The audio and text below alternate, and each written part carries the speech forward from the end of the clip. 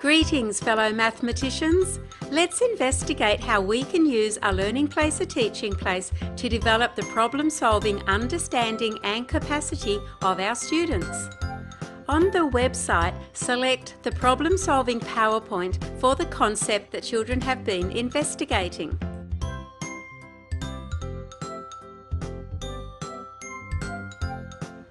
Select a problem with which you would like children to investigate problem solving. The problem on the PowerPoint slide has been differentiated into 3 different levels. We're going to solve the first level together. Following the process outlined on the first slide of the PowerPoint, we're going to initially review the mathematical concept. Following this, we're going to review the problem-solving steps.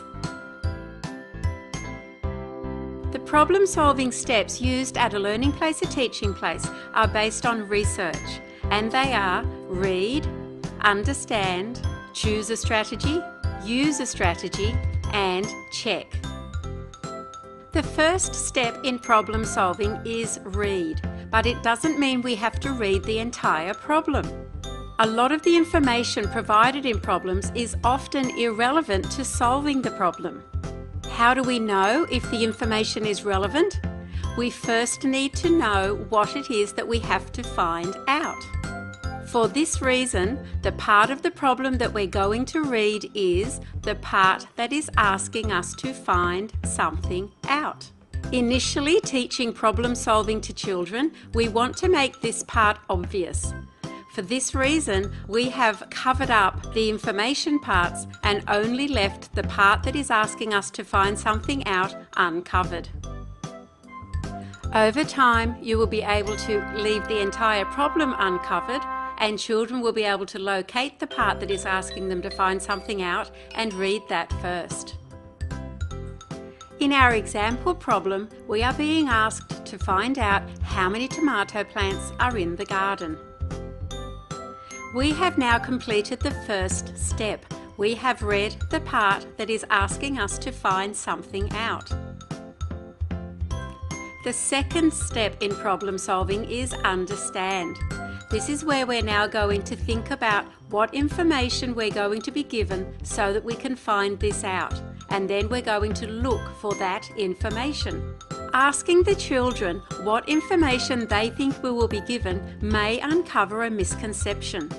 Some children may think that we are going to be told how many tomato plants there are. This is because they're approaching a mathematical problem as if it's a reading question. If it's a reading question, we probably will be told how many tomato plants there are. But as it's a mathematics problem, we have to do some mathematics to be able to work out the answer. We won't simply be told. Use questioning to allow children to consider what information they will be given. For example, could there be 2 amounts of tomato plants and we have to add them together? Could there be 1 amount of tomato plants and some were picked and we have to work out how many are left? Could there be a certain number of rows of tomato plants? Could it be even more challenging? Could we be told that there is a certain amount of another plant and the relationship between the number of this plant and the number of tomatoes? Questioning children in this way before we show them the information allows them to engage with the problem-solving process before they dive in and try to solve the problem. The learning in this problem-solving lesson is not in solving this particular problem, it's in developing deeper capacity and understanding of problem-solving. We're now ready to look at the problem and locate the information that we're looking for, either different numbers of tomatoes or a number of a different plant and the relationship to the number of tomatoes. We can see that we are told that there are 9 tomato plants.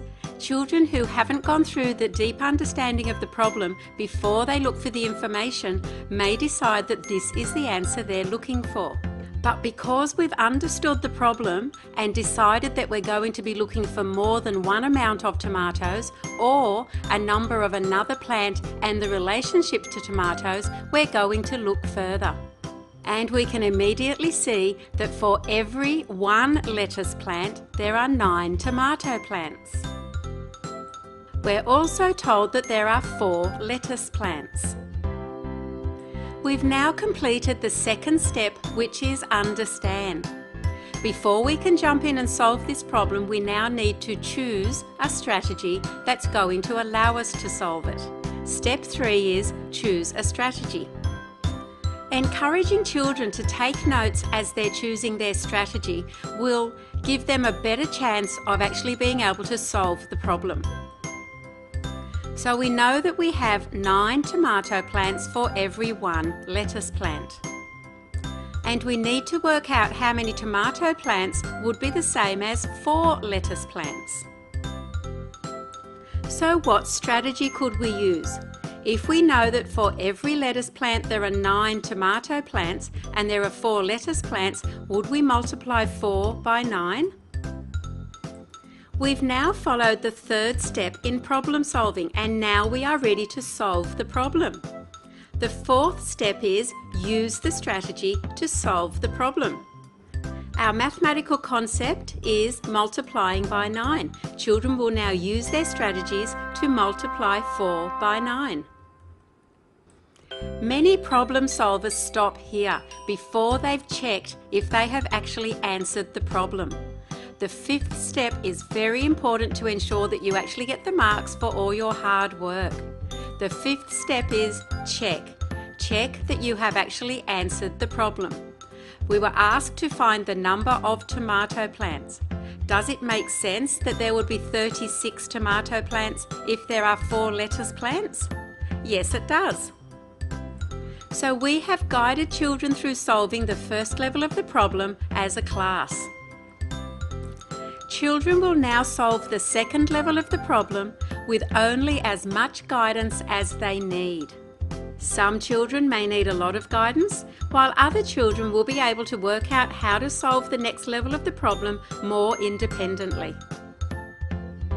Using the steps listed on the right-hand side of the PowerPoint slide, guide children to read the part of the problem that is asking them to find something out. Guide children to discuss with their partner what it is they are being asked to find out and to understand what information they will be given to find it out. Guide children to look for this information in the problem. Guide children to choose their strategy, taking notes as they do so.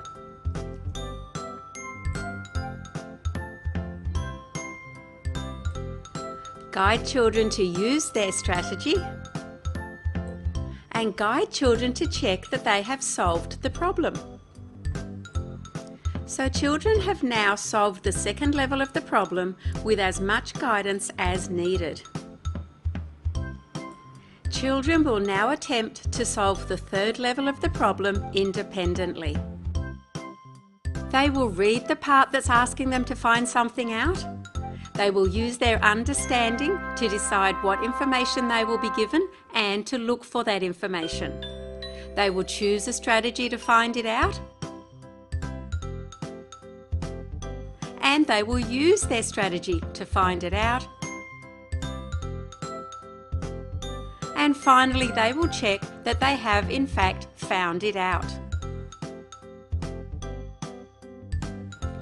Regardless of what level children were successful at solving this problem, all children will now create their own problem.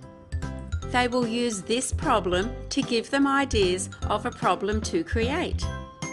The process of creating their own problem will deepen their understanding and capacity to solve problems. Children, as well as sharing their problems, can also share the process that they went through in selecting the numbers and selecting the information that they provided. The younger children are, when they begin to create their own problems, the better they are at it. Older children often find it more challenging to create problems. Teaching problem solving in this way means that every child's capacity and understanding of problem solving increases in every lesson. We're not looking for mastery. Not every child will solve every level of the problem.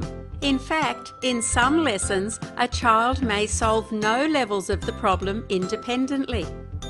The differentiated levels of the problem on the problem-solving slides can be adjusted to suit the levels of understanding of the children in your class. This will ensure that the problem-solving capacity and understanding of every child is developed in every lesson.